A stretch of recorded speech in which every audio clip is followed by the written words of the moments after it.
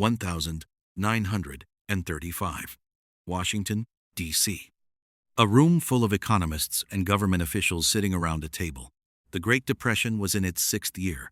American unemployment was at 20%. They had one urgent problem to solve. How do we get the unemployed young men into jobs? Their answer was direct.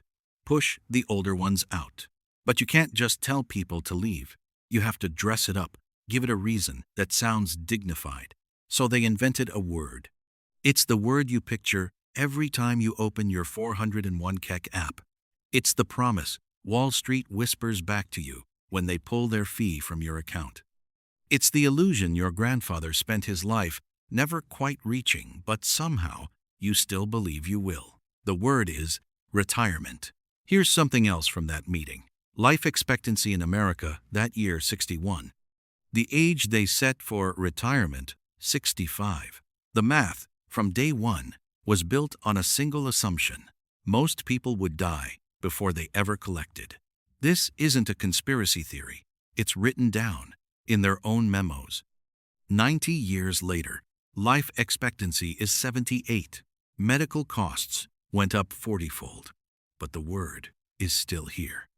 And you're still feeding money into an account built on a 1,935 receipt. Your app tells you, at 65, you'll need $1,260,000. Where does that number come from? Who told you to chase it? You've never asked. My name is Twy. Most finance channels around this point would pull out a spreadsheet and tell you how much more to contribute. I'm not going to do that. I followed that spreadsheet for years. The more I did, the more something felt off. So I spent 2 years reading federal archives and retirement industry reports, and I figured something out. The formula isn't broken. It was never written for you in the first place. Retirement is the most successful marketing campaign America has run in the last 90 years. I'm not calling it a scam. Scams have a villain. This is something a whole generation built accidentally. Nobody did it on purpose. But the result is, your generation inherited a boarding pass for a ship that sailed a long time ago. Quick note, I'm not a licensed advisor. This isn't personalized advice. It's a tool for rewiring how you see the system. The 1,935 plan came with 7 assumptions. One employer for life, a pension at the end, inflation at 1–2%, housing climbing gently, cheap medical, kids next door, and dying around 70. Let's check. 2025.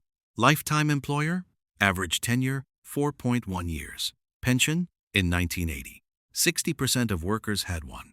Today, under 15%. Low inflation? 2020 to 2022 ran 15% cumulative. Gentle housing? Median home went from $80,000 in 1985 to $420,000 today, 5 times faster than wages. Cheap medical? Fidelity says a retired couple will spend $330,000 out of pocket. Kids next door? They're underwater on their own mortgages, 2 hours away if you're lucky. Die by 70, women's life expectancy is 81. Plenty of people make it to 90 plus. 7 assumptions, 6 gone. The only one still standing is the word retirement itself. And you're still funding a plan written against a blueprint that collapsed decades ago. Okay, I'll just save more. I know that's almost everyone's first reaction. But think back. Over the past few years, you've bumped your contribution 5%, 10%, 15%. Has life actually felt any easier? No. The more you save, the more anxious you get. The number's growing. So is the $1. 26M target because of inflation. You never catch up. This isn't a you problem. It's how the game is designed. Do you know what lighthouses are actually for? I used to think a lighthouse tells you where the port is. It doesn't. A lighthouse tells you where the rocks are. That $1, a 26M number. It's not the port. It's the light. You think It's calling you home. Really, it's warning you that something out there is going to break your ship apart. Except the financial industry took that light, stuck it on a sign that says port, and sold it to you.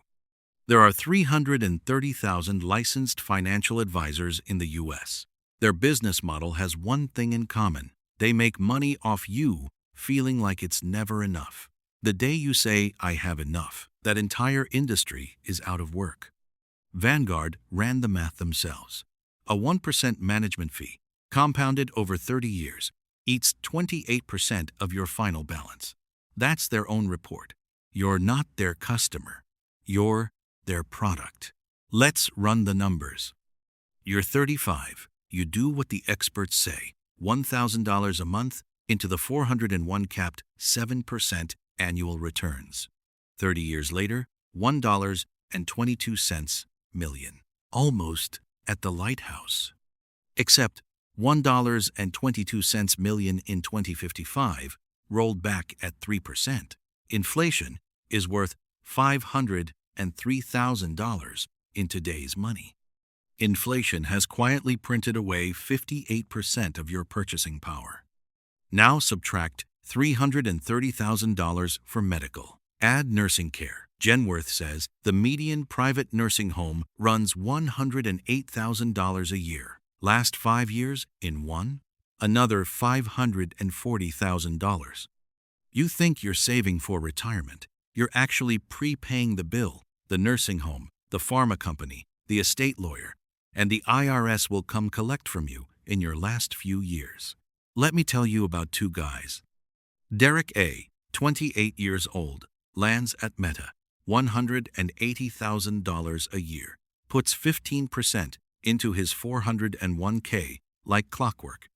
33 years later, at 61, he retires with $2.1 million.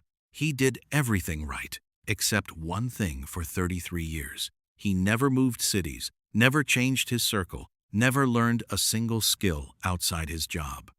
3 years into retirement, he's diagnosed with Alzheimer's. That $2, 1M, gone in 4 years. Derek B., same company, same paycheck, puts 10% into the 401 CAC. The rest half goes into a 2-bedroom rental, $1,800 a month in cash flow. The other half funds a side project online, starts at $200 a month, grows to $3,000. At 42, his main job lets him go. He doesn't panic. The side income carries him. At 55, he half retires, not because he hit a number, because his assets are working the job now, not him. Two Dereks, same salary, same company. Derek A. put every egg into a basket labeled the version of me that will exist 30 years from now, and that version of him is not guaranteed to show up. One more number you've probably never heard. The average American dies at 78, but the World Health Organization tracks another metric, healthy life expectancy, the age up to which you can still walk, feed yourself, and remember who you are. That number is 66. Between being alive and being actually alive, the average American has a gap of 12 years. That plan where you travel the world at 65 statistically, you've got about 1 year where you can actually run. The day you hit $1, the 26M, is probably the same year your knees decide they're done. So what do? Throw out the endpoint. A compass doesn't point to a shore. It tells you which way to walk right now. I use 3 compasses.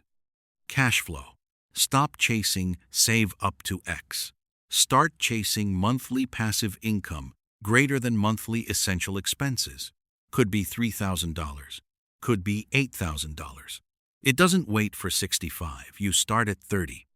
Optionality. Any given month, you could tell your boss, "I'm done," and not fall apart. This isn't giving up. It's the ability to refuse to give up on your own terms. Time tax. Every 5 years, recalculate what the endpoint even means. Don't let the version of you at 35 set the target for the version at 55. Someone's going to ask, so do I still contribute to the 401k? Yes, take the employer match, use the tax advantages. But it's not the endpoint, it's a backup. The 401k is Plan B. Cash flow, optionality, time tax, that's Plan A. The wrong question is, how do I save another 5%? The right question is, how many of my 3 compasses have I built? Back to the beginning. 1935. Washington. That room. They closed the door and stamped a word into existence. For 90 years, that word has been picked up, polished, and resold by advertising agencies, financial advisors, HR departments, fund managers. Today, it shows up inside your 401k app as a green number, $1,260,000. You think you're chasing a port. You're chasing a symbol somebody sketched on a meeting memo in 1935. And that meeting was never about making you happy. It was about keeping the labor market moving. So stop chasing the endpoint they marketed to you. Build your cash flow. Protect your optionality. Every 5 years, recalibrate your compass. Then go live a